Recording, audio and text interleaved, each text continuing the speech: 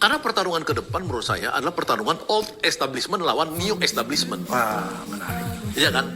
Old establishment inilah yang disebut sebagai oleh Megawati neo orde baru, kebebasan dan demokrasi. Yang kedua, keadilan sosial. Nah, Prabowo menurut saya, ya karena dia bukan hanya orang dari keluarga cendana, tapi dia juga dari keluarga Sumitro, sosialis. Mungkin dia berpikir untuk merealisasikan janji-janji dia, janji-janji ideologis mereka. Nah, kedua, Prabowo bingung harus ikut Cina meneruskan Jokowi atau ikut Jepang dan Amerika yang buat poros, Amerika, Jepang, Filipina untuk buat poros sekarang lawan Cina. Di mana Prabowo berhadapan? Ini kan buat dia pusing pasti. Madu, salah satu obat paling mujarab, insya Allah. Sedia madu ternak dan madu hutan. Dihasilkan oleh lebah dari nektar bunga asli, bukan dari gula yang dimakan lebah. Proses higienis, kemasan praktis dan elegan. Garansi 1 juta rupiah jika terbukti madu kami tidak asli. Terbaik, madu kelanceng, dari lebah spesial. Hubungi. Harus tutup buku. Ya. Tutup buku. Oke. Nah, saya kan menunggu sebagai jubirnya Anies. Oke. Ya, Anies Mohaimin. Saya kan menunggu Anies kasih statement. Nah, setelah Anies menyatakan menerima, mengucapkan selamat. Selamat, maka artinya perjalanan politik elektoral selesai. Oke. Kita kembali jadi oposisi. Seperti saya kan kembali jadi oposisi. Saya terangkan kepada orang-orang bahwa saya akan kembali jadi oposisi. Kenapa saya jadi oposisi? Karena pertarungan ke depan menurut saya adalah pertarungan old establishment lawan new establishment. Wah, menarik. Iya kan? Old establishment inilah yang disebut sebagai oleh Megawati neo orde baru, kekuatan cendana plus presiden. Oke. Presiden ini old establishment. Lawannya new establishment. Jokowi, Luhut dan lain-lain ini yang orang-orang kaya baru. Kan Luhut kan sekarang laporan kekayaannya hampir 1 triliun kan. OKB kan Luhut ini kan. Dan lain-lain. Zaman Jokowi ini kan banyak pejabat jadi kaya raya kan. Tiba-tiba ya. Tiba-tiba Bahlil apa segala yang kan mungkin entah dari mana kita nggak tahu. Kita Allah alam kalau Pak Abraham Samad ketua KPK mohon diperiksa itu Pak semua. Tapi new establishment ini sama old establishment kan pasti berantem Pak, di antara mereka ini. Nah, saya selama ini meyakini bahwa yang paling bahaya buat bangsa Indonesia ini adalah si new establishment ini, Jokowi ini. Oh, oke. Jokowi dan rejimnya. Oke. Ya, karena saya dipenjara 2 kali. Di old establishment zaman Soeharto saya dipenjara, di zaman Jokowi saya dipenjara. Mana yang lebih kejam? Lebih kejam zaman Jokowi ini. Karena Jokowi ini kejamnya bukan hanya soal sama saya. Dia kejam sama ulama. Dia tidak membangun bangsa ini secara prudent, secara sungguh-sungguh. Tidak berorientasi rakyat. Rakyat miskin terus dijebak pada kemiskinan dan bansos dan lain-lain. Nah, kalau old establishment ini, Soeharto dulu, dia membangun Pak. Membangun dengan rencana yang bagus, cuma 2 yang gagal. Yaitu demokrasi, kurang kebebasannya. Yang kedua, kurang keadilan sosialnya. Pada saat Soeharto mau lengser, 10 tahun sebelum dia lengser, dia panggil semua orang-orang kaya, kebetulan kebanyakan Taipan ini, oligarki ini dipanggil ke Tapos dan ke Bali itu. Di Bali itu apa namanya tuh? Jimbaran. Pak Harto minta, kalian kasih semua kekayaan kalian itu 10% sampai 20% kepada koperasi. Ingat nggak? Waktu zaman kita mahasiswa kan? Ya. Saya kan pengurus koperasi mahasiswa di ITB dulu. Iya kan? Jadi kita Sarjana ini aktivis koperasi juga ya. Koperasi juga saya koperasi Kokesma ITB, saya aktivis dulu.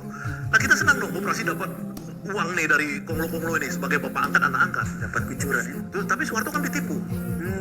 Dan bahkan mereka ikut menggulingkan Soeharto kalau nggak salah saya, Taipan ini mensponsori jatuhnya Soeharto. Nah, ini kan bisa kita berharap pada old establishment ini, kalau dia berkuasa sekarang, ya lu terusin aja rencana lu dulu. Ya, mempertahankan demokrasi jangan sampai dirusak. Seperti sekarang dirusak oleh Jokowi. Ternyata bukan oleh mereka kan. Mereka memang dulu kan tidak ada demokrasi kan gitu. Yang kedua, maksud sedikit, kita membuat demokrasi zaman kita reformasi, sekarang dirusak lagi sama Jokowi. Nah, mereka ini sebenarnya old establishment ini dengan pengalaman baru bisa membuat kebebasan dan demokrasi. Yang kedua, keadilan sosial. Nah, Prabowo menurut saya, ya karena dia bukan hanya orang dari keluarga cendana, tapi dia juga dari keluarga Sumitro, sosialis. Mungkin dia berpikir untuk merealisasikan janji-janji dia, janji-janji ideologis mereka. Nah, ini yang kita berharap di dalam konteks Prabowo old establishment itu. Nah, terus Pak, yang kedua, ya kita lihat sekarang kan ini geopolitik. Ini menurut saya ini orang jangan berpikir lambat di sini. Setelah Iran menyerang Israel, itu harga minyak aja naik 45% pada hari itu aja. Dolar itu 16.000 lebih. Impaknya semua sekarang harga bawang 80.000 lebih per kilogram. Harga cabai, harga beras, gula apa segala ini pasti dunia nggak terkendali, Indonesia nggak terkendali ekonominya. Ya, belum lagi Amerika sudah memutuskan mengirim 1.500 triliun uang. Artinya sama dengan jumlah pajak kita semua di total ini. Ya kan, 1.500 triliun, bahkan lebih itu. Dibagi ke 3 wilayah perang. Ke Ukraina untuk perang di Eropa, ke Israel untuk perang di Timur Tengah, ke Taiwan untuk perang di Asia Pasifik.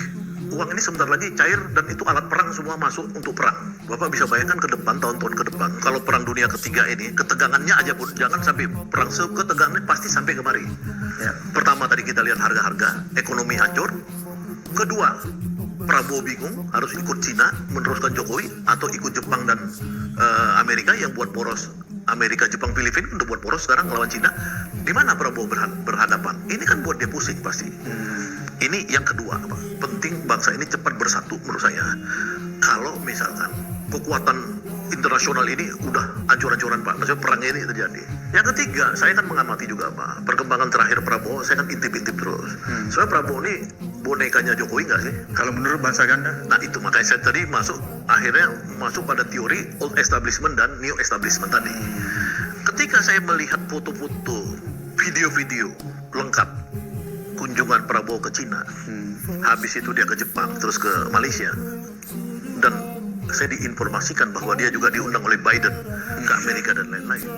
Pertama begini, ketika masih ada presiden Republik Indonesia yang sah, namanya Joko Widodo, dia di-bypass oleh negara-negara tadi, mengundang langsung Prabowo sebagai elected presiden. Maka secara teori kekuasaan, ini udah nggak ada gunanya nih. Jadi Jokowi sudah jadi bebek lumpuh. Jadi kalau Pak Abraham misalkan ketua KPK, Bapak punya wakil, saya diganti. Bukan, wakilnya ini terus yang dipanggil ke istana. Bapak misalkan nggak pernah dipanggil, artinya kan pelecehan terhadap Bapak. Kan kira-kira gitu. Ini kan Jokowi sudah dilecehkan oleh dunia internasional karena bukan presiden resmi yang dipanggil, tapi elected presiden. Itu satu. Yang kedua, saya lihat Prabowo diundang di sana sebagai jenderal yang dihormati. Saya lihat foto-fotonya, saya lihat ininya. Wah, artinya dia bukan anak buah Jokowi dong. Dia betul-betul dia memang real presiden yang diakuin, dihormatin di sana, bukan Jokowi lagi. Yang ketiga, awalnya saya curiga dia ini boneka dari Jokowi. Boneka Cina. Oh, boneka. Bukan boneka Jokowi, saya boneka Cina. Tapi ternyata habis dari Cina dia ke Jepang. Ketemu Perdana Menteri Jepang. Yang buat Cina juga sakit hati tentunya. Iya kan, karena dalam teori Cina kan lu jangan habis dari gua ke Jepang dong. Jepang kan musuh gua kan gitu. Musuh ideologis sama Cina nih, perang terus dari dulu kan. Nah, artinya Prabowo kan tetap memainkan diplomatik bebas aktif. Artinya dia independen so far sampai saat ini. Saya lihat. Nah, artinya menurut saya dalam waktu yang tidak terlalu lama, old establishment ini akan menjadi kekuatan yang sesungguhnya di Republik ini. Dan disitulah nanti mungkin Jokowi, Luhut Panjaitan, apa segala itu akan menjadi orang-orang yang kehilangan kekuasaan, kehilangan pengaruh. Nah, buat saya alhamdulillah dong. Karena yang nangkap saya kan new establishment ini gitu dulu, yang menjarakan saya, menjarakan Habib Rizik, menjarakan Jumhur apa segala kan gitu. Itu Jokowi rejim dong. Ya kan si Menteri Pertahanan nggak pernah ini. Gitu. Jadi buat saya sih ini udah mungkin jalan Allah ya buat saya kan kembali kalau kita udah analisa capek apa segala, mungkin jalan Allah.